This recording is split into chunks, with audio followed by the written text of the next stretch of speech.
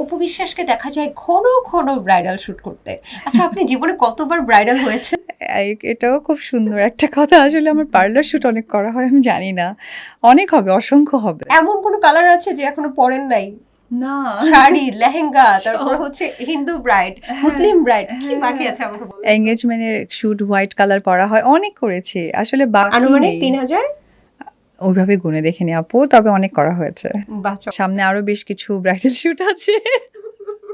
Apu Biswas always বউ, কিন্তু বিয়ের দিন অপু বিশ্বাস কিভাবে সেজেছিল? কিছুই করেনি, কিচ্ছু করেনি, শুধু লেহেঙ্গাটাই ছিল বিয়ের, যেটা ওর বাবা দিয়েছে, এই তো, কিছুই করেনি, একদমই নর্মাল ছিল। লেহেঙ্গাটা কি বিশেষ কিছু, মানে বাহির থেকে অর্ডার করে নিয়ে আসা, বা ওই নায়িকার ওইখানকার ডিজাইন? এরকম কিছু ছিল না, তবে ওই সময় ওটা অনেক বেশি এক্সপেন্সিভ ছিল।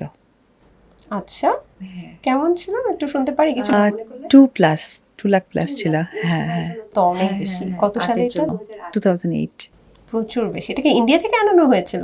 না, আমাদের বাংলাদেশি একটা ব্র্যান্ড ছিলেন নামি দামি, সেখান থেকে পারচেজ। সাজটা সাজিই তো নি, শুধু লেহেঙ্গা পরে বিয়ে হয়ে গেল? লেহেঙ্গা পরেছিলাম, একটা ডায়মন্ডের সেট ছিল গলায়, ব্যাস।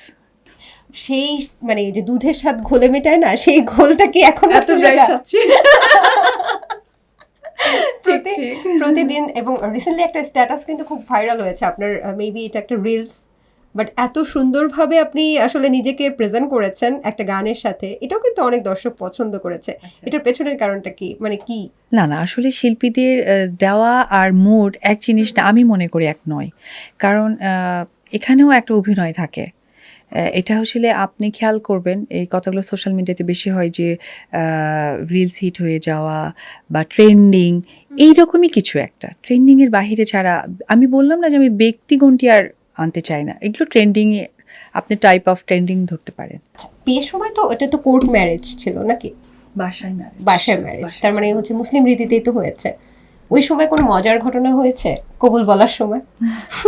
বিয়েটাই বুঝতে পারিনি, অনেক ছোট বয়সে করেছি তো ওইভাবে বুঝে উঠতে পারিনি। আমার কাছে মনে হয়েছিল যে মার একটা বাধা আসতো সবসময়, সেই বাধা অতিক্রম করার জন্য নাকি বিয়ে করা উচিত, তাহলে আর মার বাধাটা আসবে না। তো সবসময় ফোকাস হয়েছে যে মার বাধাটা কি করে ক্রস করা যায়, সেটাই করেছি, এবং সেও চেয়েছে। ঘন ঘন অপু বিশ্বাস সিঙ্গাপুর কেন যায়? ওইখানে আমি এবং আমার বাচ্চা দুজনেরই ডক্টর দেখানো হয় লাস্ট 5 to 6 ইয়ার্স। আচ্ছা, বাংলাদেশে বা আমেরিকা অন্যান্য জায়গায় কেন না, সিঙ্গাপুরে কেন? সিঙ্গাপুরে ডক্টর প্রেফারেন্স করা আছে বিধায়।